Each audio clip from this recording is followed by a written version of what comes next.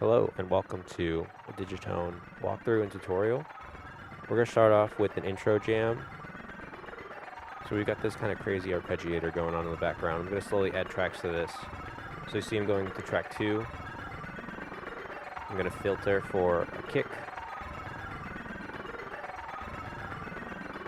Select one and then drop it down on 2, 6, 10, and 15.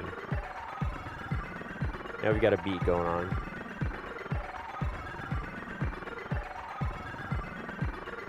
Next I'm going to add a cymbal on track 3. I'm going to mess with the timing a little bit. I should just place it on 2, but I place it on 1 and try to adjust the micro timing here. So I pick a cymbal, test it out, sounds good,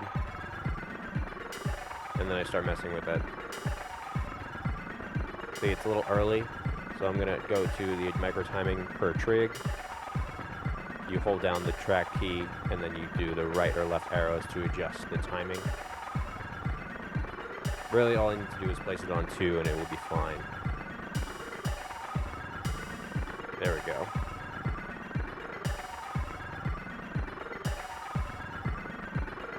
Alright, cool. Just some basic track going on. So the Digitone has 4 tracks and 4 MIDI tracks you can sequence, up to 64 steps in each track.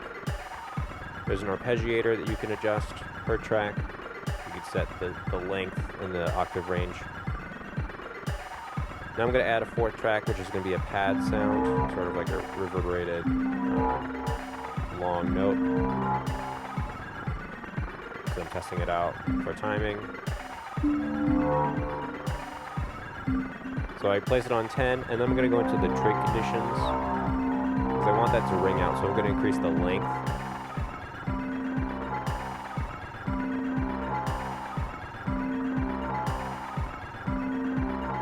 Alright, so whenever something's highlighted when you're holding down a trig key, it means that it's a conditional trig parameter, so you can adjust those on any step.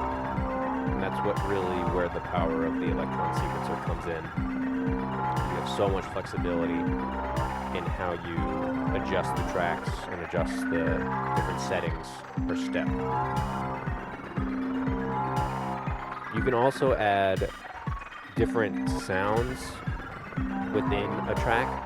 And I believe I do that a little later on, but the basic idea is that if you want, a basic kick on track 4 or track 2, but you want maybe a different sound on one of the steps, you can go into the sound pool and just adjust per trig the sound that you want to do. So it really opens up things from a step sequencer perspective.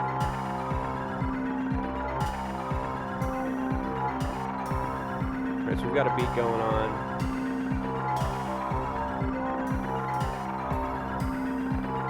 Messing around with the cymbal hits here. I go back to the pad track for some leads.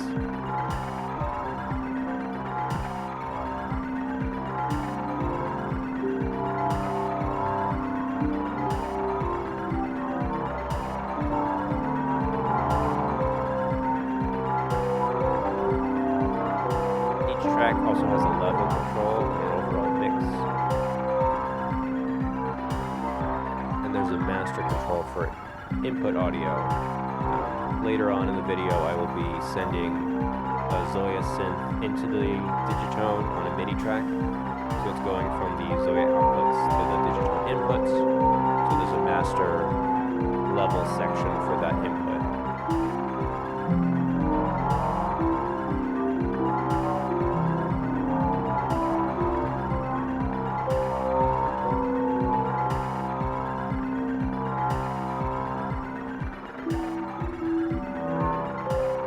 You can also adjust the velocity, and inherently it's tied to the volume of that note that's being played in relation to the VCA. But you can also send velocity from a MIDI controller, like I have the key step, to do conditional parameters.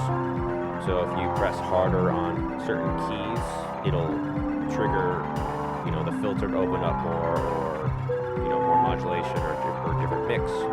So you can send up to 4 velocity sensitive parameters per step as well.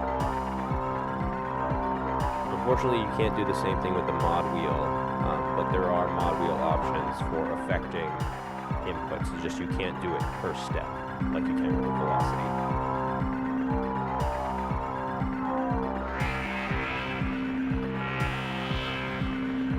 So now I'm adjusting the filter. There's a multi-mode filter, which has 4 options. There's either no filtering, low pass, high pass, or a sharper low pass. And that includes an envelope on top of that, and then a 4-step ADSR envelope for the overall shape.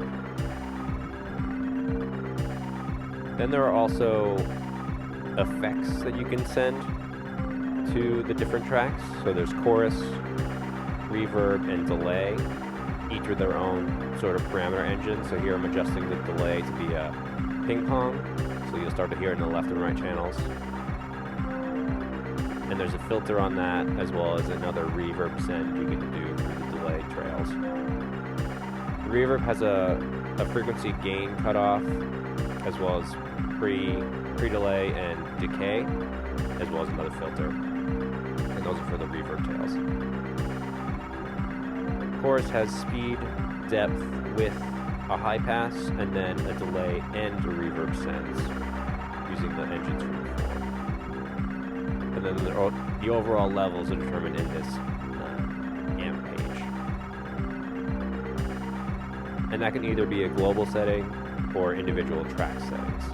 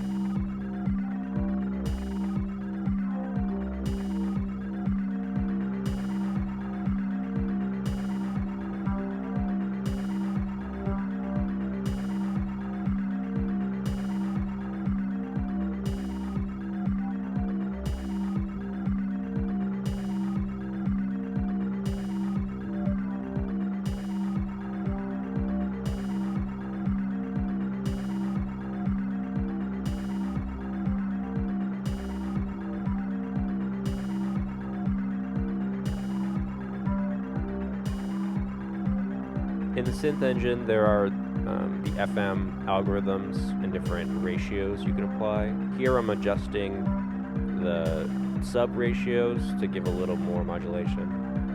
I'm also adjusting the envelopes for the actual FM. So there's actually a 5-step envelope for both the A and B1, B2 operators.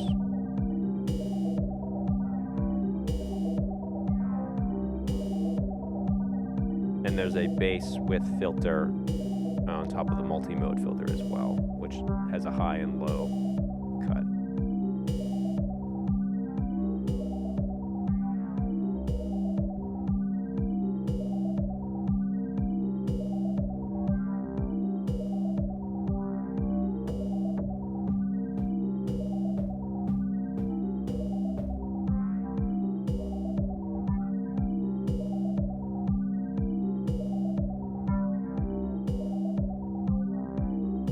Algorithm sort of has its own flavor, and you can mix between the X and Y lanes with the mix control, so you can turn a kick into a more sort of like percussive sound or a more cymbal-y sound depending on which algorithm you're actually using.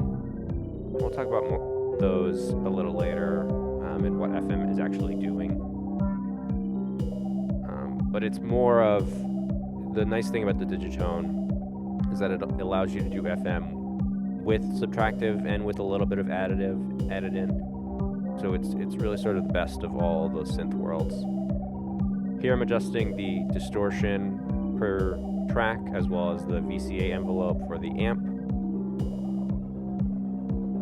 I'm sort of jumping all over the place, so I apologize.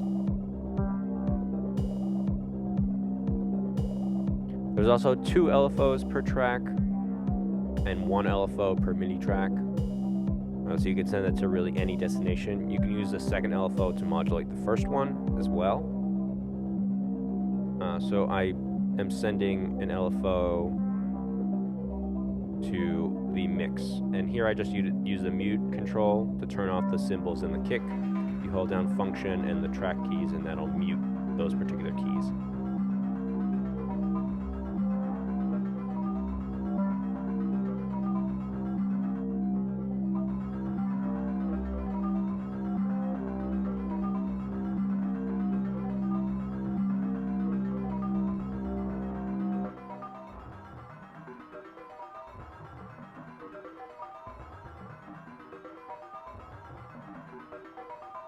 Now I'm going to go into the arpeggiator. This is how we got this initial sound.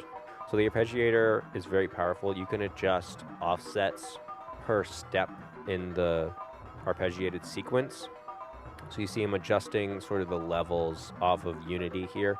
So it's going to jump around the notes based on what I'm playing. And then there's a length control, an octave range, and an overall speed for sort of the number of steps in the arpeggio. So it's really sort of jumping up and down. You can also adjust the keyboard transpose, so you can sort of transpose it down a certain number of steps or up a certain number of steps.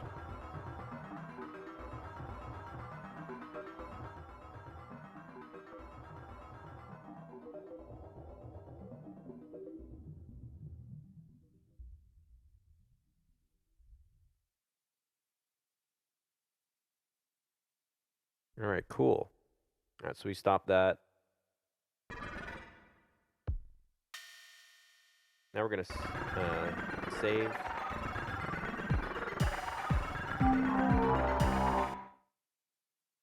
Making sure everything's not muted before I save things. You hold down function yes to save the pattern, and then function project to save the project. We can rename some things, so I'm going to rename the project. I'm going to call this one ARP.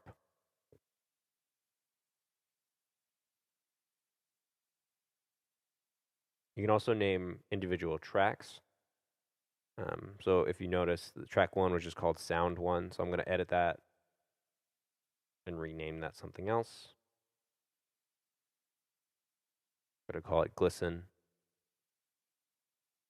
And that's sort of a basic overview of the Digitone, using the different tracks, using the sequencer, conditional trigs, exploring the engine a little bit.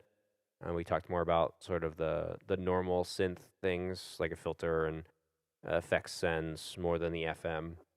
But we're getting into the sound engine next, so we'll explore that pretty thoroughly.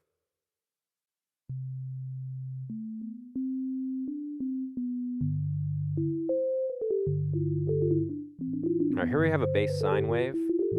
That's how all the engines start. You just have a single operator. I'm using the key step here for MIDI input.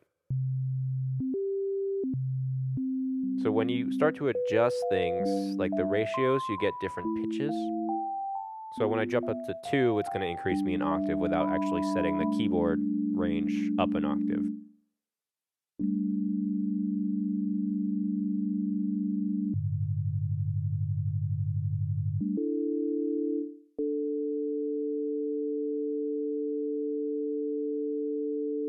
So if we were to look up this wave, this sort of frequency spectrum, there are no extra harmonics on this sine wave.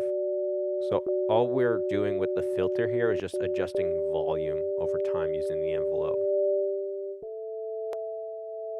Right, there's no sort of frequency sweep, it's just different peaks at volume along the range.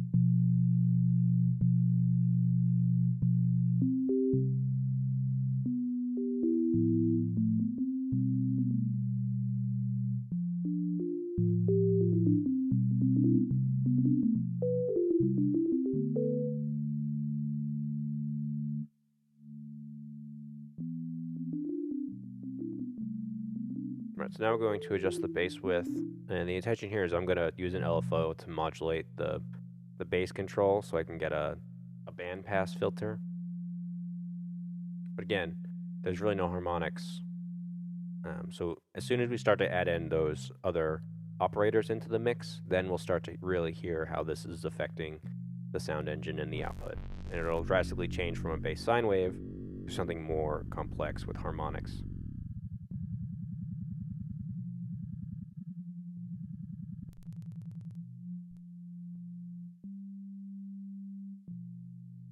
So the LFO is very powerful. There are multiple different shapes, and there's different multipliers and different fade outs and different modes. So you can have a continuous wave, or you can have something that triggers from an input, and it goes all the way, or it goes halfway.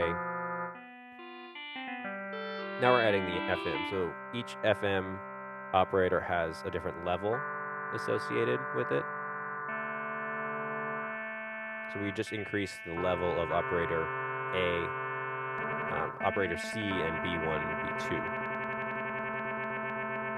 An operator in FM is a oscillator that includes its own envelope, is usually the definition used to define an operator.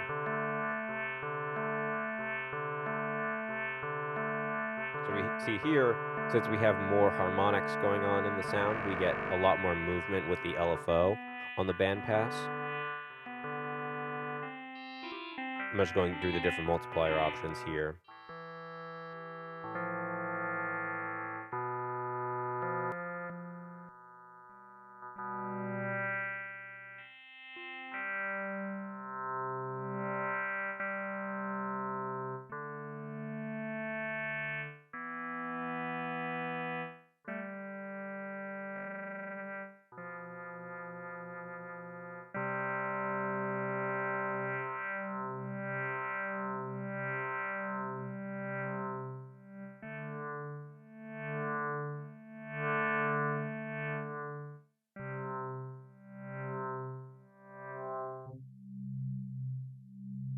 Alright, so now we're decreasing the levels, and we get sort of the same behavior as before.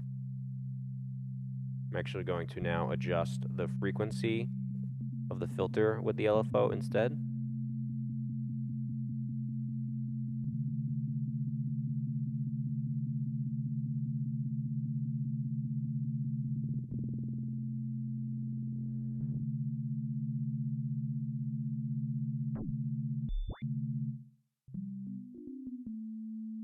Now I'm going to turn it off.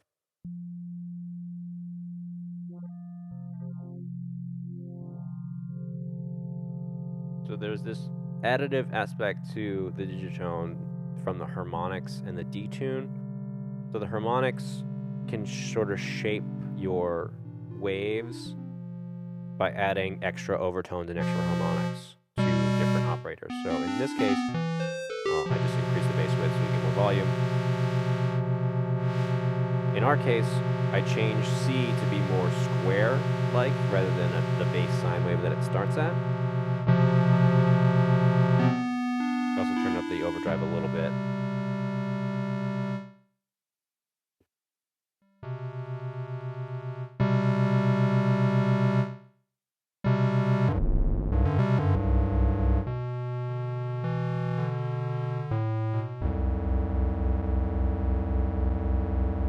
So you can do the harmonics sort of wave folding on either C or A and B. So I talk about the sort of the diagram here a little bit.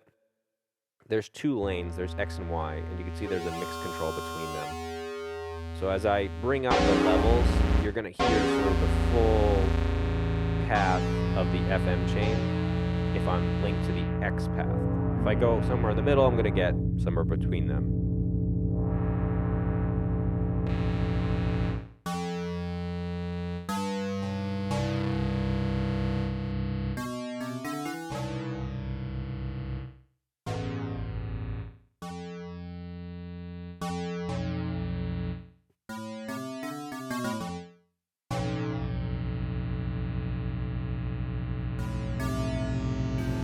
Set both envelopes to have infinite holds if you'd like.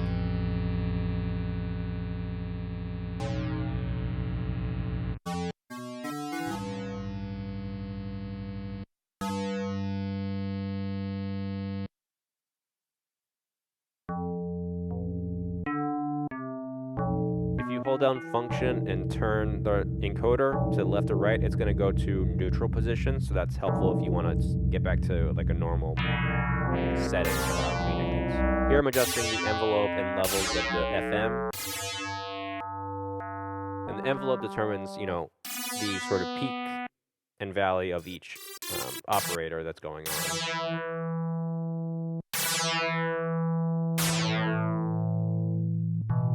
And both of them have very quick attack, almost no attack actually, and a very sharp decay to a low sustain level before dropping off.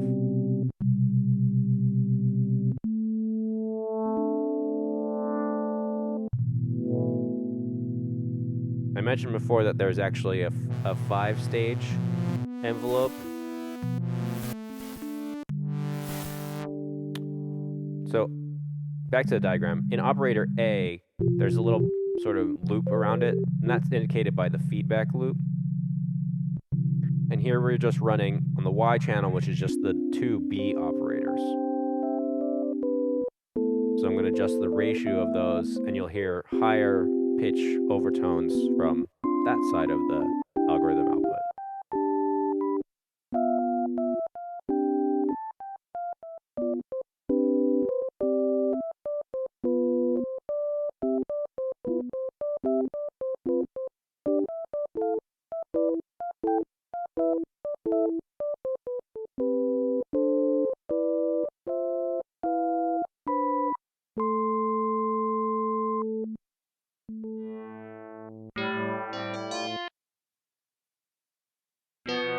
Now we're running both X and Y channels. So we pick up the whole chain as well as just B.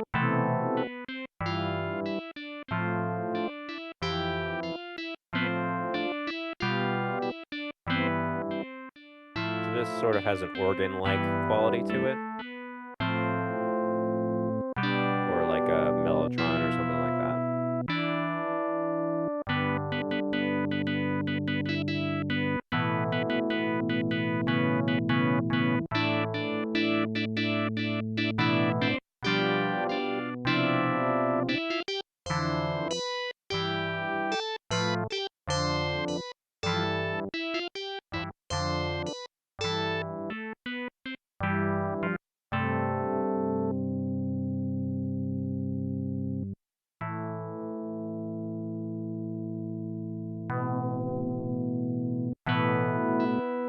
There's a detune as well, which affects sort of the detuning and a chorus-like quality on the operators.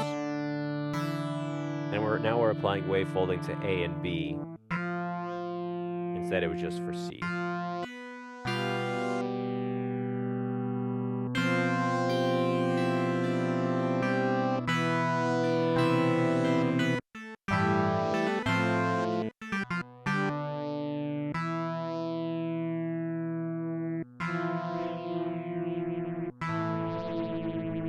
There's these offset parameters as well on synth page 1, page 2, which were added in a recent update, which allow you to get even further down the FM chain where you have sub-ratios of the main ratios that can give you sort of intermodulation on each operator.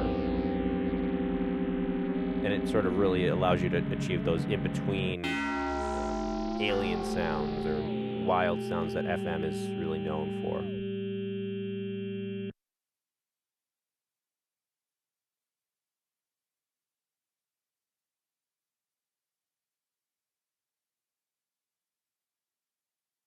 I'm just adjusting these back to neutral.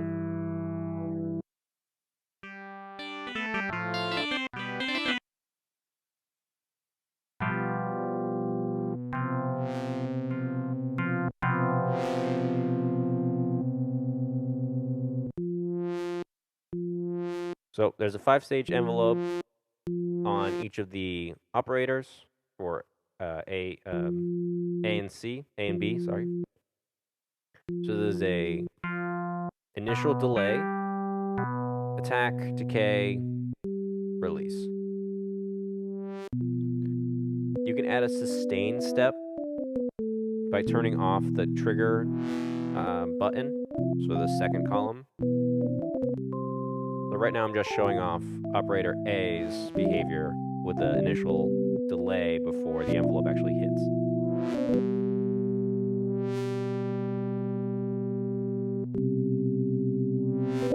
And now we add a sustain step in there.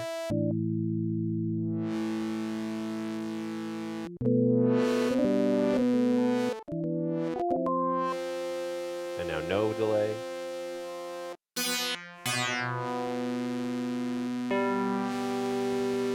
Do the same thing for operator B.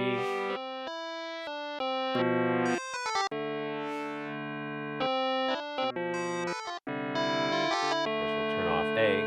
So we have a sustain step, there's no delay, there's no attack. Now we're adding a slight delay. So it's sort of like a square wave that hops up. So I add a slight bit of curve at the attack there. There's also the envelope reset option, which will reset the envelope every time that you play a note.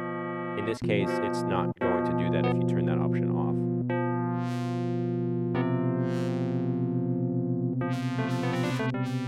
That's the operator envelopes.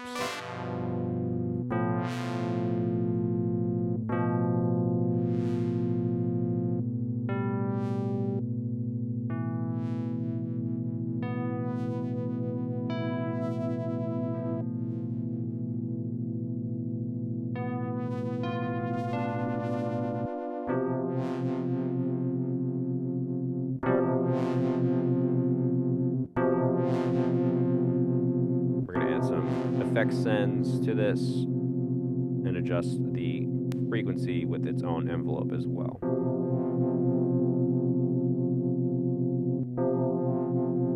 So we talked about this in the previous section, but just to recap, there's a 4-stage ADSR here with 4 different filter options. There's either none, 2 low pass, and 1 high pass.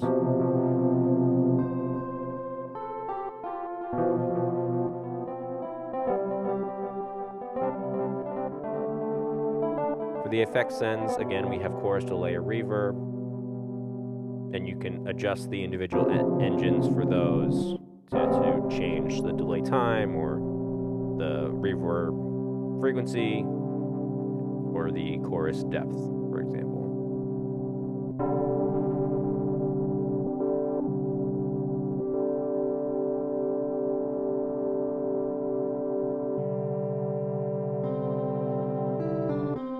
When it comes to the ratios, whole numbers are going to give you the nicest sounds. But if you want to really get the weirdness, you want to do sort of in between ratios like 1.25 or the 0.5 or the 0.75 steps. So now I'm going to send an LFO to the harmonics because I like the way that that sort of affected the sound, affecting harmonic C to harmonic A and B. So I'm going to do a triggered LFO, which only happens when I press a note and it goes through a full cycle.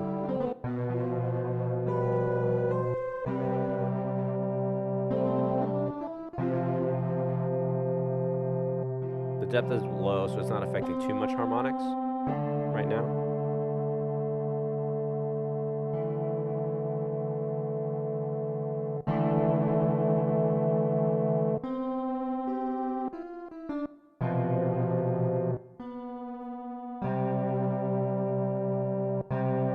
Now we have a full, just keep on going no matter what.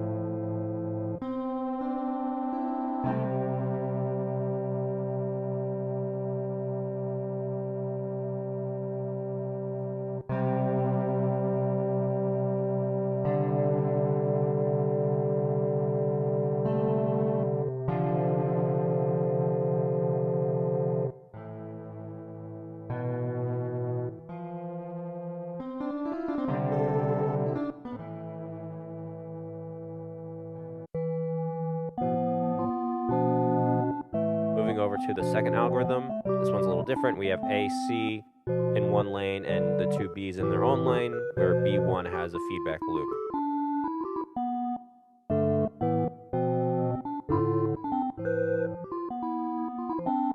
So as we go through, there are going to be, sound differences between the different algorithms, but really what you can do with them changes based on your sort of perception. Algorithm 3 has A feedbacking into all 3 of the other ones, where only B goes into the Y lane, and then C and B1 go into the X lane as well.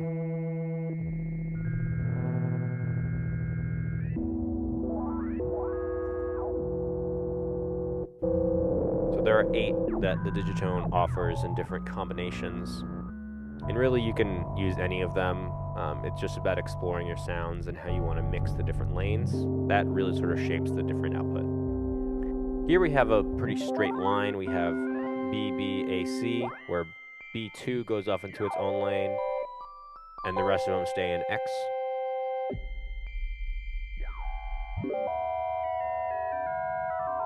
So I'm just playing with the ratios here for different pitches.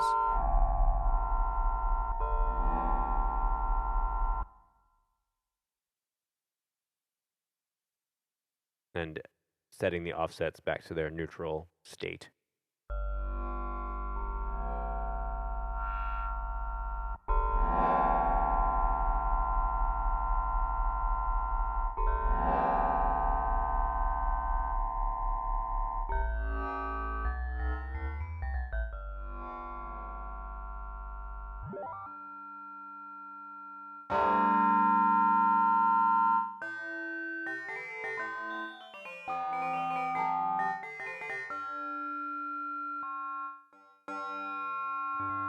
Algorithm 5 has a very interesting chain where both B's are affecting A, and then that goes into Y, but it continues to C for the X lane with B1 having feedback. This one's rather interesting.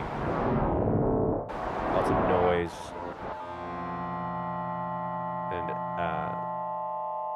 sort of late stage effects going on in this one.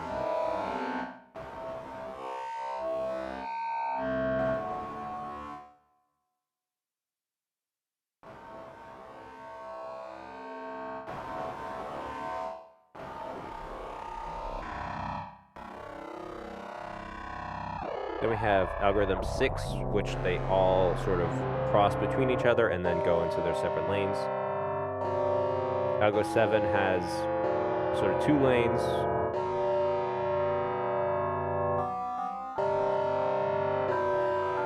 This one sounds like a really heavily Halloween-y organ sound.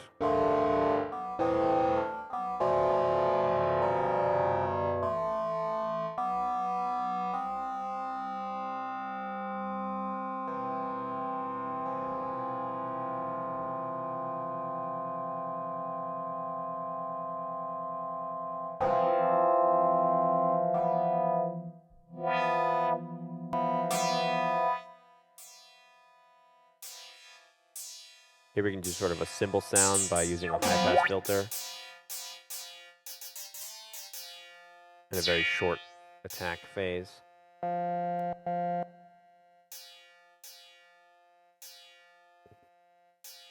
So that's just sort of going into the possible opportunities you have per algorithm to adjust things, because there was a large world of drum, noise, cymbal, and percussive sounds to be had in FM. And that's one of the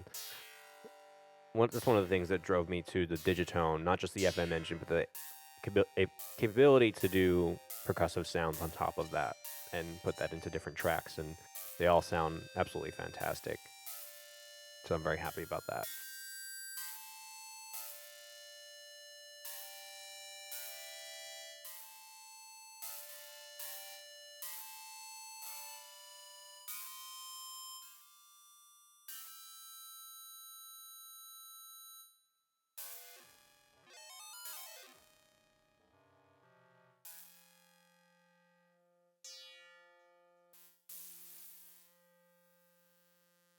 Algorithm 8 is another weird one. So you have A going to C, B by itself, and then B1 by itself and B2 by itself. So it's a very interesting sort of sub-lane ratio of and FM relationships between the operators.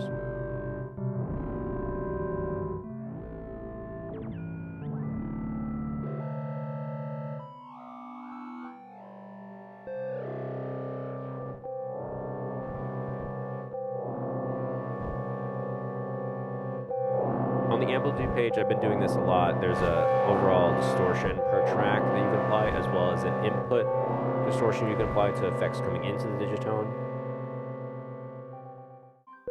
We talked about this a little before. The arpeggiator is very powerful. You can set lengths per step. You can set offsets per step. You can set the octave range, sort of the behavior of how the notes get triggered.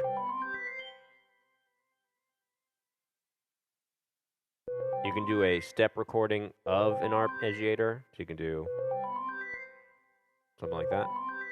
So it's now recorded on step 7. If I go into the trig settings here, I can copy it.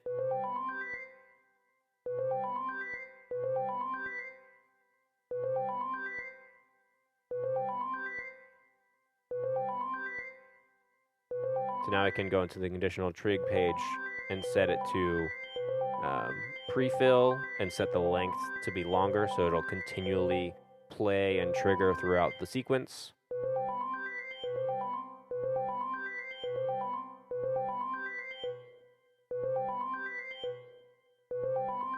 And you can do this with any step that you place in the step sequencer, and we explored that before. So now I'm going to adjust the offsets. So that's basically the different notes that are actually getting input are being offset by certain semitones, depending on sort of the steps. And then I can cut it down to a shorter length, so I'm only applying it to a set number of steps in the arpeggiator rather than the whole thing, so it can give you an element of randomness depending on how you set the different pitches and semitones of the offsets.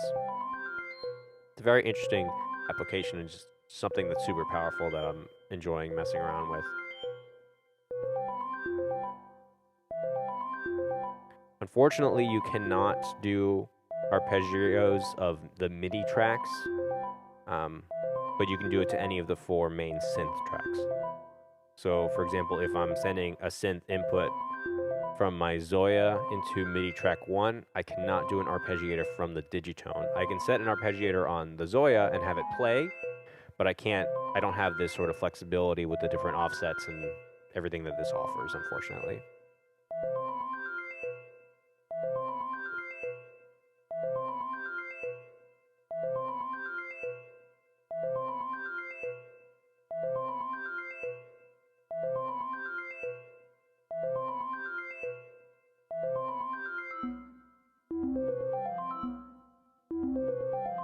You can also adjust the note transcendence as well as your sort of chord play, if you would like.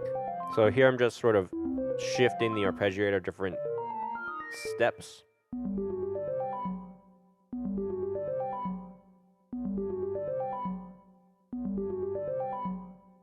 It'll stay in the same sequence of offsets that I plugged in, but it's going to sort of change.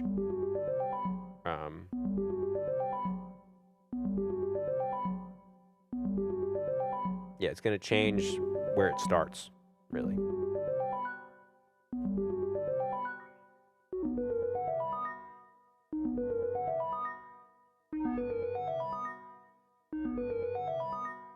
And then, of course, I can set all of the FM parameters to change, and it'll change sort of the sound of the output.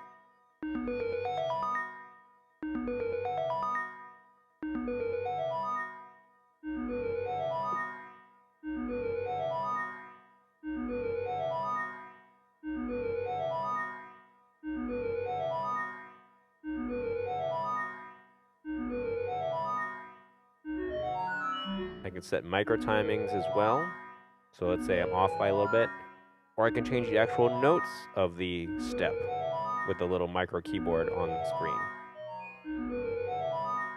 And that'll translate to the different input notes of the arpeggiator that I set before.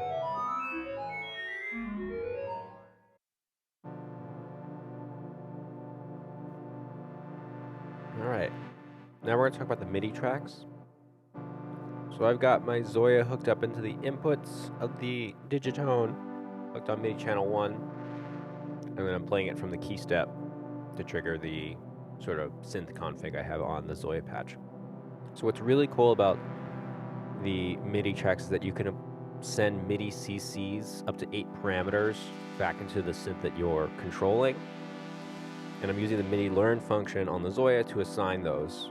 So I've got a number of things that I'm controlling. I got the filter frequency, the filter resonance, the reverb applied on the patch, as well as the ADSR, or the bottom 4 encoders. And I have a volume that I'm controlling here just to sort of control the levels as I'm going through.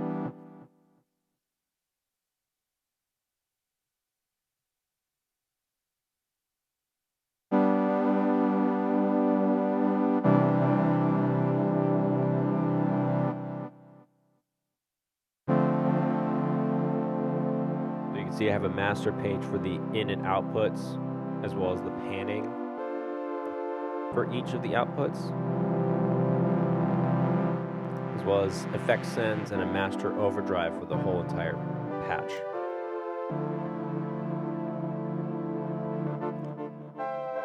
So this is a really nice way to sort of interface external gear that doesn't necessarily have to be MIDI, but it just happens to be MIDI controlled, so I can sequence the tracks on top of the other synth tracks that I have.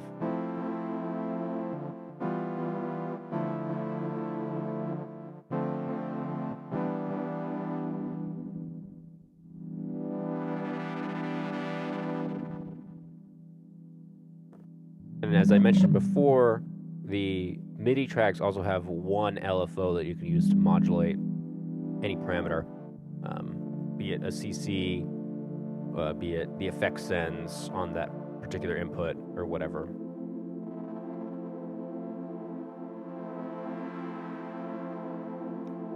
So what you can also do with these CCs, you can P-lock them on the trig conditions.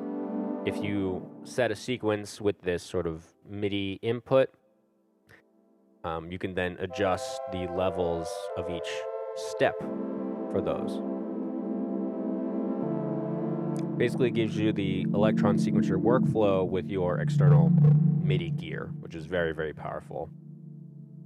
Again, one slight drawback here is that there is no arpeggio available on the MIDI tracks. However, you can set an ARP on that specific device and input that into the Digitone that way.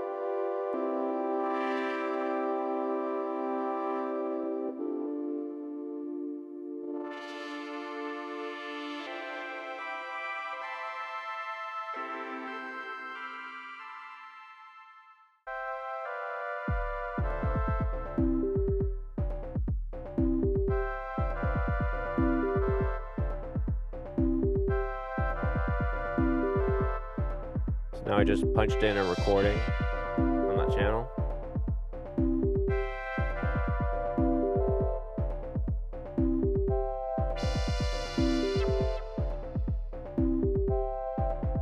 And I can parameter lock the MIDI CCs now.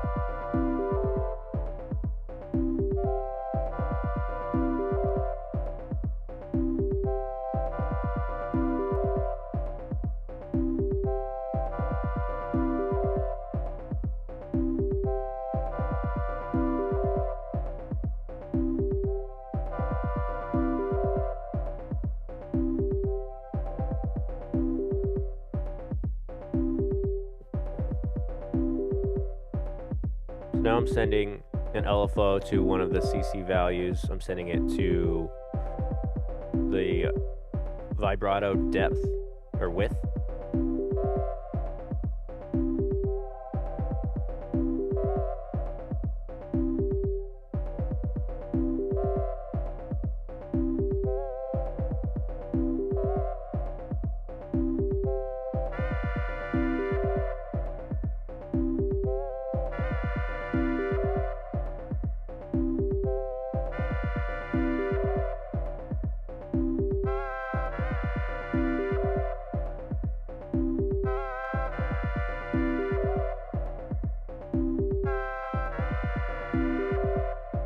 You still have the same exact sort of modes, multipliers, and waves you can apply. It's just that you only get one LFO on a MIDI track versus two on a normal synth track on the Digitone.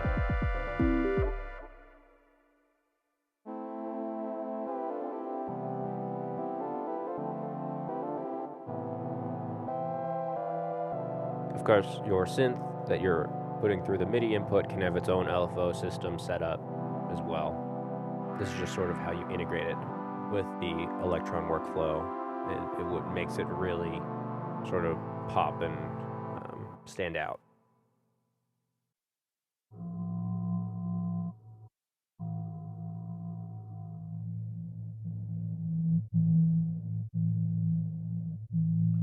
We have another synth that I want to explore a little bit. This is a noise organ where I have, again, a MIDI CC set up.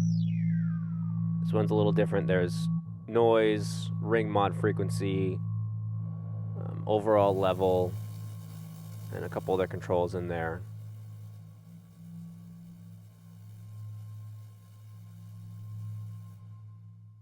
This one's really sort of like super ambient and rather interesting. So now I'm just messing with the effects sends into the MIDI track output chain.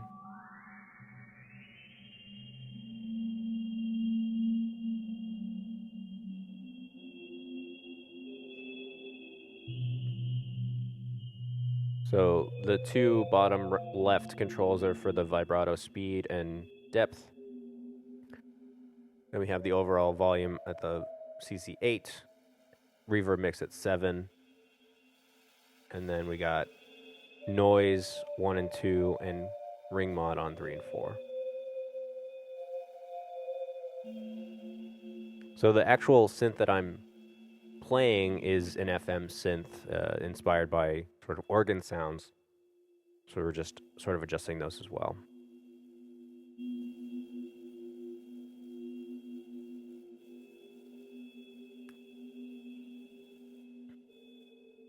So really, a really great way to think about the Digitone is that you have this very involved and very great sounding FM synth engine. And then on top of that, you have MIDI tracks that you can MIDI tracks or external gear that you can apply the FX engine in there. That is also very great and a lot of fun to mess with, synth aside. And you'll always get that Elektron style sequencing of P-locks and dropping in different sounds on different tracks. It's just a lot of flexibility that it offers you in a very nicely done package. It's been a great journey so far. I'm enjoying all of it.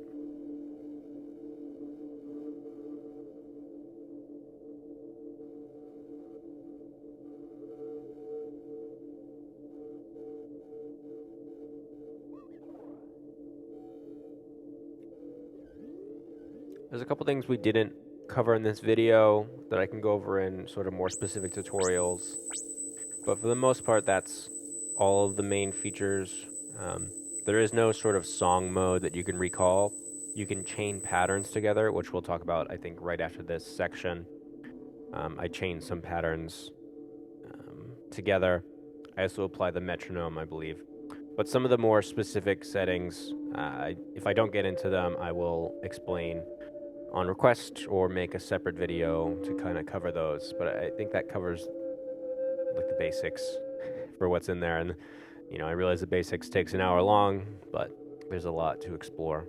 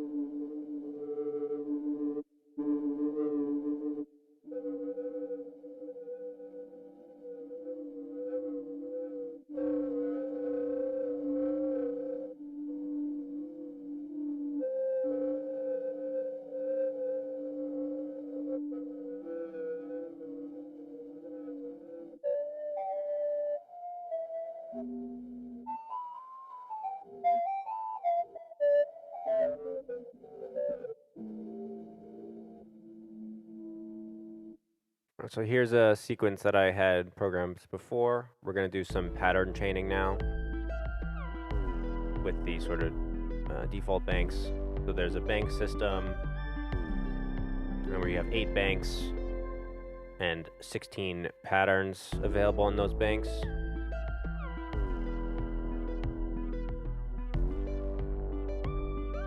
So when you hold down the pattern button and you apply different number keys, then that'll play that pattern in a sequence depending on the length you set for that to fill.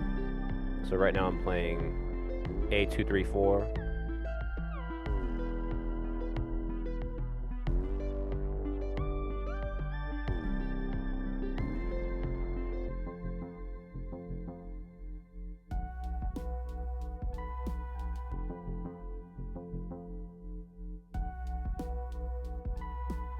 So this is sort of a micro song mode.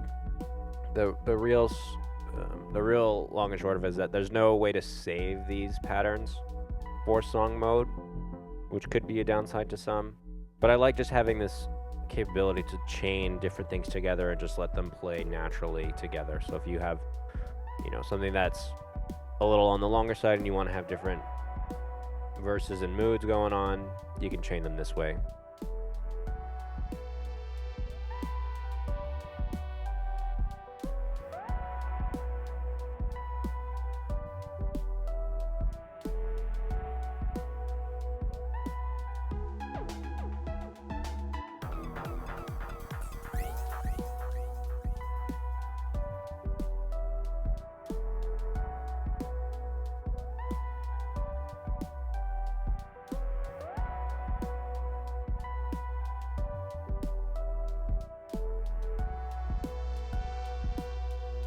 I quite like this one.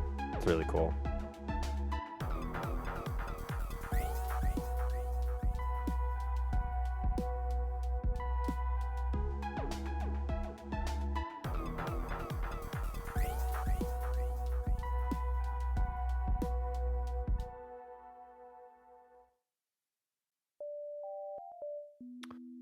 Couple less things. We got unison, so you can assign different unison voices and unison spreads for your sort of key tracking here.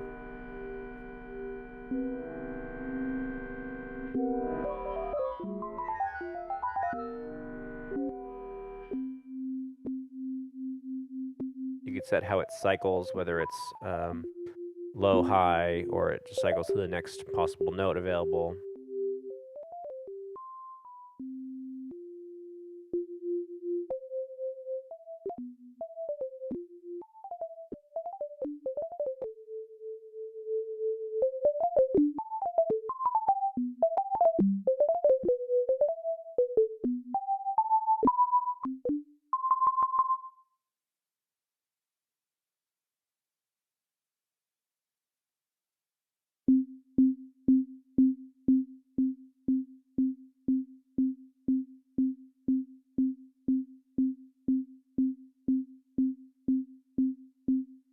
You can set how long your tracks are by hitting page when you're in recording. Then you can sort of see each step on each page as you're going through.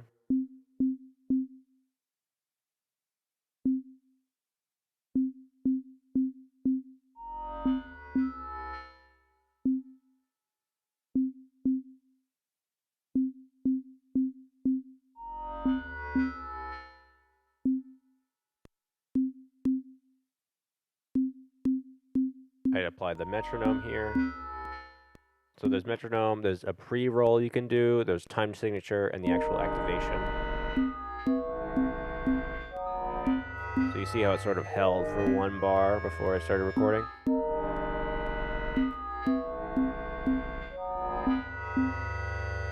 And then I can turn it off.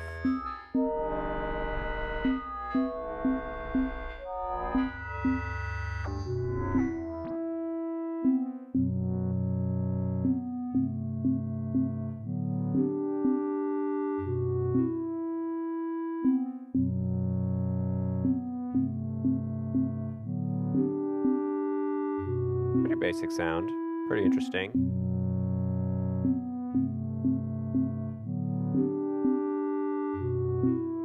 There's tap tempo, and there's a swing control, so you could do either a global BPM or per track BPM.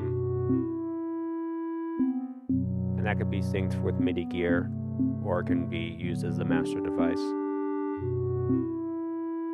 We're gonna go back into the filter, look for some sounds to add to this.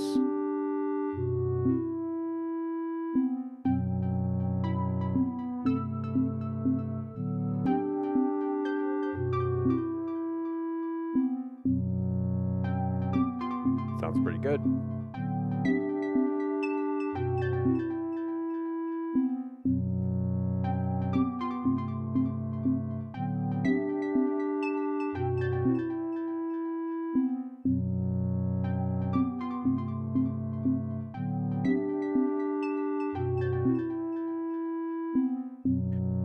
We'll do one more time for the final track. Looking for some sort of kick. I think the thug kick is one of my favorite ones. It just sounds so good.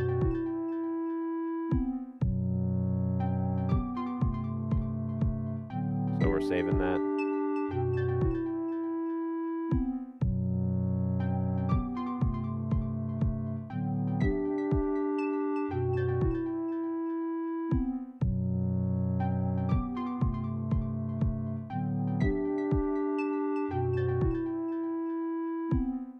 Something I don't demonstrate is if you hold down the MIDI key and turn a parameter, that's going to affect every single track.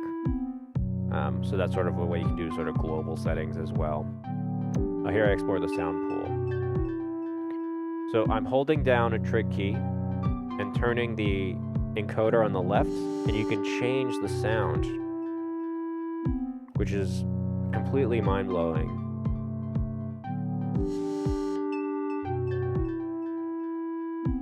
So it's actually importing a sound from the sound pool, which there's a lot of sort of layers to the structure on the Digitone, and I can go over that in a separate video. But basically the sound pool is a way for you to sort of trial different sounds that you want to call in on the fly, like I am here. And then you can do parameter locks and trig conditions of those sounds to make your track a little more interesting.